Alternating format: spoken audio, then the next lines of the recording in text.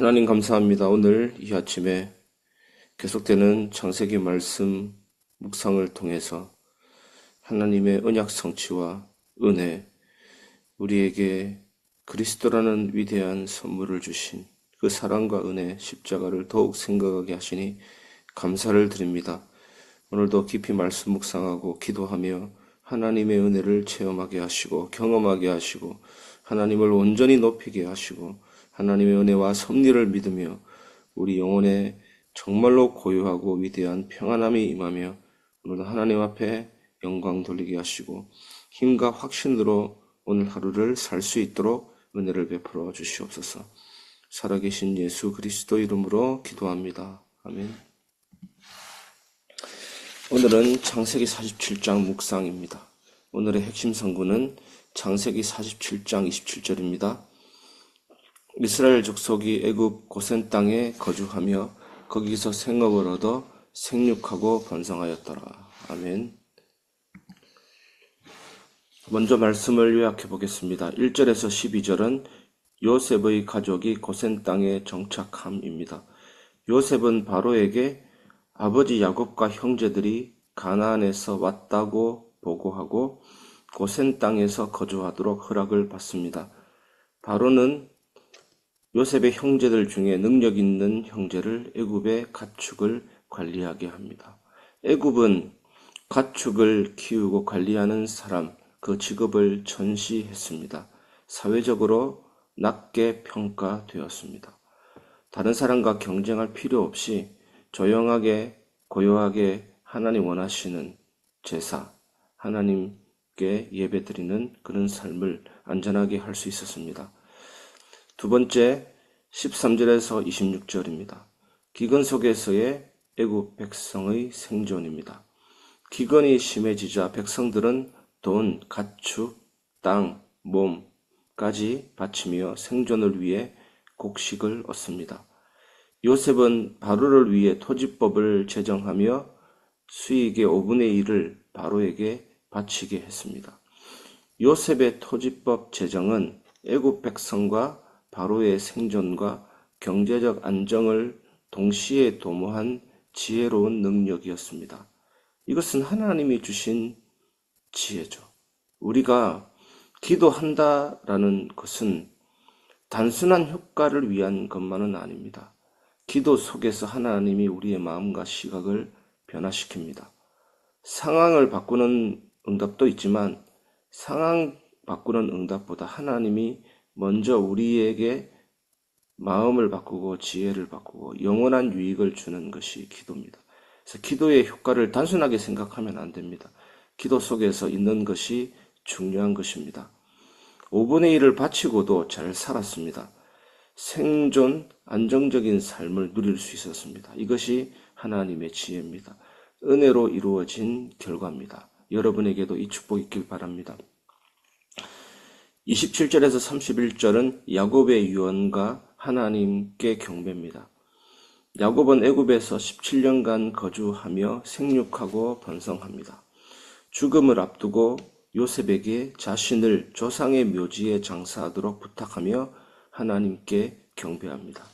오늘 말씀을 삶에 적용해 보겠습니다. 첫 번째, 하나님의 섭리로 준비된 피난처를 신뢰하기입니다. 요셉의 지혜와 바로의 적극적인 배려를 통해서 야곱의 가족이 고센 땅에 정착하여 생명을 보존하게 된 것은 하나님의 섭리입니다. 우리도 삶의 위기 속에서 미래를 장담하지 못할지라도 하나님이 마련하신 피난처가 있다. 이런 것을 신뢰해야 합니다. 여러분, 하나님의 섭리는 거룩하고 선합니다. 악을 선으로 위기를 기회로 바꾸시는 하나님의 섭리입니다. 하나님의 섭리는 지혜롭습니다.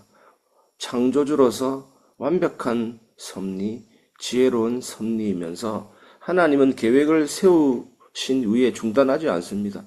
그 계획도 미리 세우신 작정이기 때문에 반드시 그 계획은 능력 있게 성취됩니다. 그리고 하나님의 섭리는 온 우주까지, 전체 우주까지, 모든 만물을 포함하면서 보이지 않는 것까지, 특히 우리 개인의 삶의 모든 구성 영역까지 하나님은 섭리하십니다. 선하신 섭리입니다, 여러분. 그래서 우리는 아무리 극심한 고난 가운데 있다 할지라도 결국 위로를 얻게 됩니다. 미래에 대한 확신을 얻게 됩니다. 그래서 우리 예배 드릴 때마다 항상 우리 교회 임내송이 얼마나 좋은지 저는 날마다 생각합니다. 하나님은 우리의 피난처시요 힘이시니 환난 중에 만날 큰 도움이시라. 산이 흔들려 바다 가운데 빠지든지 바닷물이 샘솟고 뛰놀든지 산이 흔들릴지라도 나는 요동치 아니하리로다. 재난의 한복판에 있어도 우리는 하나님의 섭리를 믿을 수가 있습니다. 여러분, 아무런 일이 없는 것 같아도 하나님이 마련하신 피난처가 있습니다. 보이지 않는 하나님이 작업을 하고 계십니다. 우리는 그것을 기대해야 되는 것입니다. 섭리하고 계십니다. 위대한 섭리는 지금도 움직이고 있습니다. 두 번째, 기근 중에도 하나님의 은혜를 기억하기입니다. 극심한 기근 속에서도 백성들이 생명을 보존할 방법을 얻었습니다. 하나님의 은혜는 우리 삶의 부족함 속에서도 지속적으로 공급하심을 기억하시기 바랍니다. 문제, 위기, 어려움 속에서도 하나님의 은혜는 여전히 우리를 붙들고 계십니다. 그래서 여러분, 조금 지금 불편하고 지금 어렵고 지금이 약간 고통스럽게 느낄지라도 그것이 끝이 아니라는 것을 믿어야 되는 것입니다. 하나님께서 반드시 채우심을 믿으며 우리는 오늘도 한 걸음씩 한 걸음씩 나아가면 되는 것입니다. 세 번째, 언약의 땅을 향한 소망 품기입니다. 야곱이 죽음을 앞두고 조상의 묘지에 묻히길 간청함은 하나님이 약속하신 가나안 땅을 향한 소망을 보여줍니다. 여러분, 우리도 하나님의 언약을 붙잡고 영원한 소망을 품어야 합니다.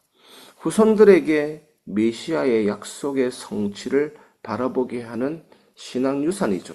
야곱이 조상의 묘지에 묻히길 원했던 소망은. 여러분, 제가 계속해서 강단을 통해서 반복하고 있는 내용의 중에 복음의 핵심 중에 하나가 사탄이 존재하고 존재하지 않고와 관계없이 인간의 타락한 본성은 스스로 죄를 짓습니다. 아담 이후로 타락된 본성이 내재돼 버린 것입니다. 이것이 모든 인간이 물려받은 죄성입니다. 물론 사단이 있기 때문에 사단이 죄를 짓도록 유혹을 하지만 인간이 타락하고 망하는 것은 우리 내면 안에 있는 죄로 말미암은 것입니다. 우리 내면이 죄로 오염이 돼버린 것이죠. 그래서 우리가 날마다 누구를 바라봐야 됩니까?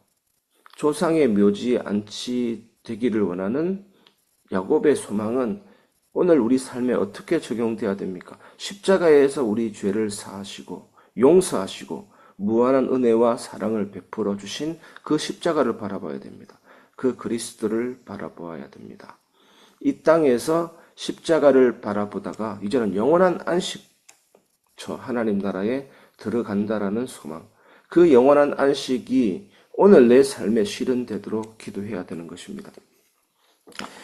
마지막으로 그리스도를 발견해 보겠습니다.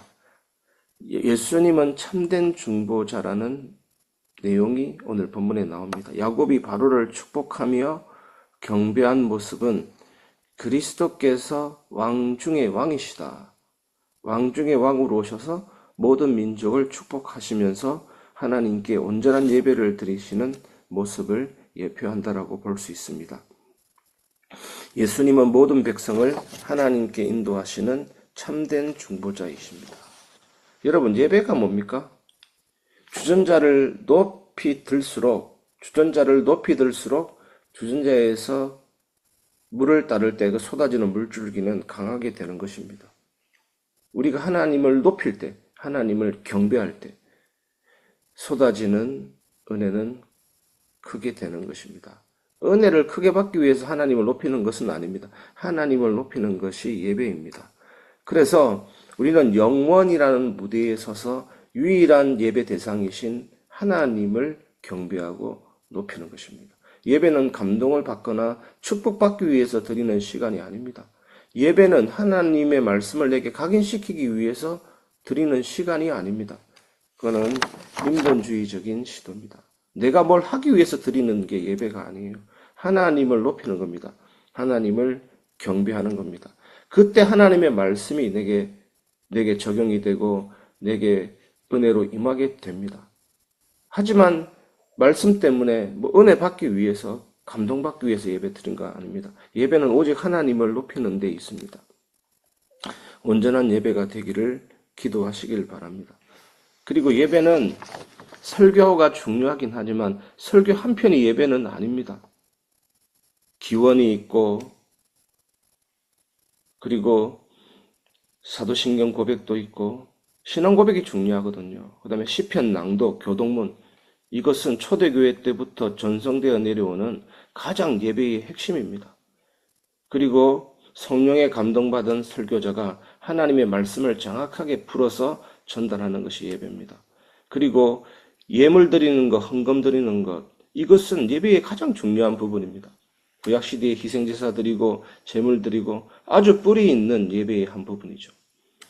그리고 우리가 회개 기도도 하고 예물 드리는 봉헌 기도도 하고 우리가 하나님을 높이는 찬양도 하고 축도로 예배를 마치는 예배 전체가 중요합니다. 예배 시작 전에 찬양도 중요하고 모든 순서 하나하나가 하나님께 올려드리는 제사입니다. 저는 정말로 소망합니다. 예배 드리러 왔다, 설교 한 편 들으러 왔다가 아니고 그거는 잘못된 예배관입니다.